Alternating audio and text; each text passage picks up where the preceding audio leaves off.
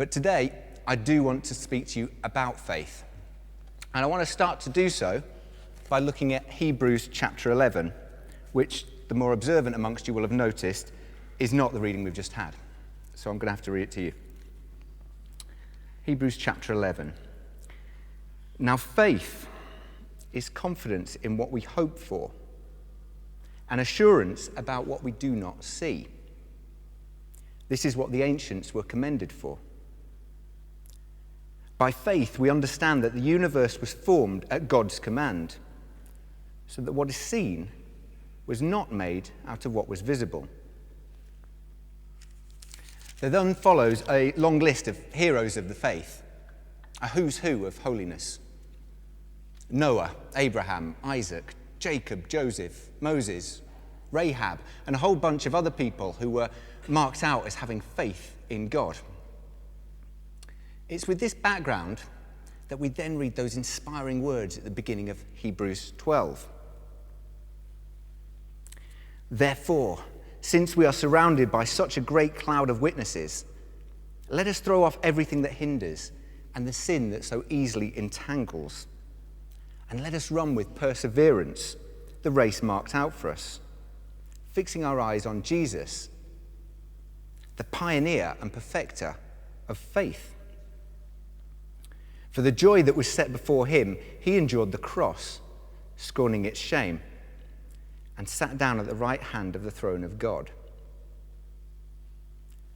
Consider him who endured such opposition from sinners, so that you will not grow weary and lose heart. So Hebrews 11 sets out to inspire us with a long list of people who've gone before us, who've been full of faith. And then Hebrews 12 tells us that we can have that same faith in God. But it warns us that we can lose heart. Faith is something we can gain, but also something we can lose. C.S. Lewis put it like this: faith is the art of holding on to things your reason has once accepted in spite of your changing moods. So we need to keep growing in faith throughout our lives, lest we lose heart. Losing heart, as it sounds, can be fatal. Ultimately, establishing and growing in faith is vital. If we turn back to the designated reading for today in John chapter 20, the final verse describes the whole point of writing down the life and work of Jesus. Verse 31 says, "These are written that you may believe that Jesus is the Messiah, the Son of God, and that by believing you may have life in his name." Ultimately, that's all we need in return for eternity in the most perfect of settings. We just need to have faith in Jesus. Now, I know that faith without works is dead, and that we're responsible for how we act in this life as well. But for today, I just want to look at the subject of faith. The faith to call ourselves Christians. A sure and certain faith that means we know where we're going. I'm going to tell an old story now, so I apologize if you've heard it before, but it gets me to where I need to be, so I'm going to use it. It's a story that Billy Graham once told about Albert Einstein. Einstein was once traveling on a train from Princeton in America, and the conductor came down the carriage checking tickets as he went. When he got to Einstein's seat, Einstein checked in his jacket pocket but couldn't find his ticket. So he checked his trouser pockets, but it wasn't there either. So he got his briefcase out and started rummaging around, but still no sign of this ticket. And he desperately started searching on the seat next to him, but it still wasn't there, no ticket. By this point, the rather embarrassed conductor said, "Dr. Einstein, it's okay. I know who you are. We all know who you are. I'm sure you bought a ticket. You don't need to show me one." So Einstein nodded appreciatively, and the conductor went on his way, checking tickets up the aisle. When the conductor got to the end of the carriage, he turned round and saw Einstein on his hands and knees under his seat, scrabbling around for that ticket. So the conductor rushed over and said, Dr. Einstein, it's okay. I know who you are. You don't need a ticket. At which Einstein stood up, looked at him and said, young man, I too know who I am. What I don't know and need to find out is where I'm going.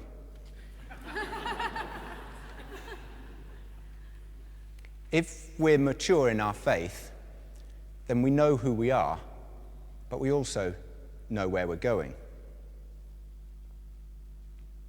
But that faith is obviously an individual thing and varies greatly from person to person, as we saw with the doubts of Thomas in today's reading. Thomas should have known exactly how to respond to the revelation that Jesus was alive. He'd been following Jesus around for about 3 years by this point. He knew that Jesus had resurrected Lazarus. He'd heard Jesus prophesy about his own resurrection. Thomas knows how to respond. He just doesn't have the confidence to respond. I like Thomas. I grew up going to church with the Sunday school version of events, which is still the basis for how all these stories are acted out in my head. In Sunday school, Thomas was the clear winner as my favourite disciple. I guess I was drawn to him because I've got the same name, but also I recognise a pretty similar nature with Thomas. I think Thomas gets a pretty rough ride with the whole Doubting Thomas title. I think I'd have reacted a bit like him. I'm never one for immediately jumping into what everybody else is saying or doing. I'll stand back and I'll question why. But then when I see the way things are, I'm all in. Once I see the fun that's to be had at the karaoke bar, I'm there every night with the dance routine. The all-in way that Thomas responds when he sees the way things are is one of my favourite verses of the whole Bible. Verse 28, Thomas said to him, "My Lord and my God." Apart from Peter, we're not told that any other disciple vocalized to Jesus that connection that Jesus was God.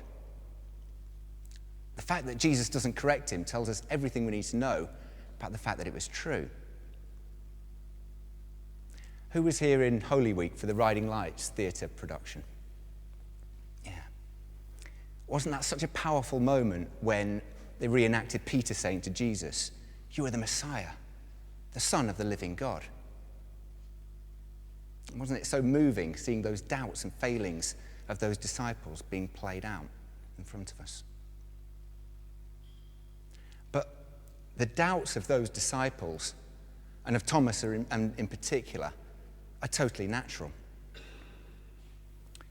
The faith of each and every one of us suffers from doubts. Just like Thomas, most of us know exactly what we should be doing, but doubts stop us. The way we can overcome those doubts or reduce those doubts is by responding when we feel Jesus is calling us to reach out to him. A few months ago, I preached a sermon here on Remembrance Sunday, which then went up on YouTube. Separately to that, my dad had been having conversations with his brother, George, for a long time about Christianity. My Uncle George is a staunch atheist, and these conversations were frustratingly difficult. My dad thought it might be a good idea to email the YouTube link of that sermon to my uncle. A few days later, I received an email from my dad, forwarded from George, with a long list of issues that George had with that sermon and with Christianity in general. I knew that Jesus was calling me to reach out to him, and I thought, okay, let's play. Over the coming weeks and months, we then sent numerous emails backwards and forwards in which myself and George covered pretty much every topic that's central to the Christian faith, and many that aren't as well. As yet, that story doesn't have the perfect ending. I'm not telling you this story because I'm some great apologetic evangelist who can convert the hardest of atheists. I'm not. almost 40,000 words later, and my uncle seems to have considered and rejected the existence of God and the message of Jesus as Christians see it. I'm telling you this story because I think it's important that we respond when we feel that Jesus is calling us to reach out. And I also think it's important that if we have faith in God, we recognize the important consequences of that faith and look to share that faith with others whenever we can. There's still plenty of time for my uncle to make that leap of faith in the direction of Christ. And I continue to pray that he'll do just that. But I'm also telling you this story because that emailing process taught me a lot about doubts, the nature of doubts, and how we deal with them. Every time I sent an email, I felt confident and full of faith. Then when I received a reply back, I felt knocked back as my beliefs were picked at. But it was in reconsidering those doubts and reiterating my beliefs that I found myself becoming more resilient to those doubts and growing more mature in my faith. And I don't think that's an unusual experience. We can all feel really confident and close to God after an amazing prayer or worship experience. And then the next day, we can feel knocked back as we start to doubt whether it's all true, can't we? We can either choose to give in to those doubts, or we can choose to reduce them by responding to Jesus when we feel he's calling out to us. In those emails, I hope I reduced some of the intellectual barriers that prevented my uncle from taking that leap of faith. But in the end, after we battered the issues back and forth, I kept saying that it does boil down to a leap of faith. Many of us take a leap of faith at some point. Unfortunately, many take that leap in the direction of atheism. For many, it's harder to take the leap towards Jesus. And it does seem unfair how it's so much easier for some than it is for others. We all need different levels of evidence before we'll take a leap of faith. It's obviously been easier for me than it has for my uncle. And looking at today's reading, I guess it's easy to think, well, if you'd been in that room with the disciples, who wouldn't have faith? If Jesus physically appeared to you, if he physically showed you his wounds, who wouldn't believe? It's difficult to know why we all have different journeys to faith. But I think it's important to recognize that you'll never meet a Christian who doesn't encounter some sort of challenges to their faith at some point in their life. Even those disciples, as I've already alluded to, suffered some doubts. In fact, let's remember, the vast majority of them were eventually killed for their faith. I imagine, as they were being persecuted, many of them were doubting whether their faith was supposed to be taking them down that path. Doubts can affect all of us, and they can overcome an immature faith. The way we can reduce them is by growing in faith throughout our lives. But how do we do that? Well, look at verse 27 in John 20, today's reading. As ever, Jesus shows the way. He says, "Reach out your hand into my side. Stop doubting and believe." Now, I'm not so keen on the physical action that's involved there. It sounds, well, really rather nasty. But I love the metaphorical action of it.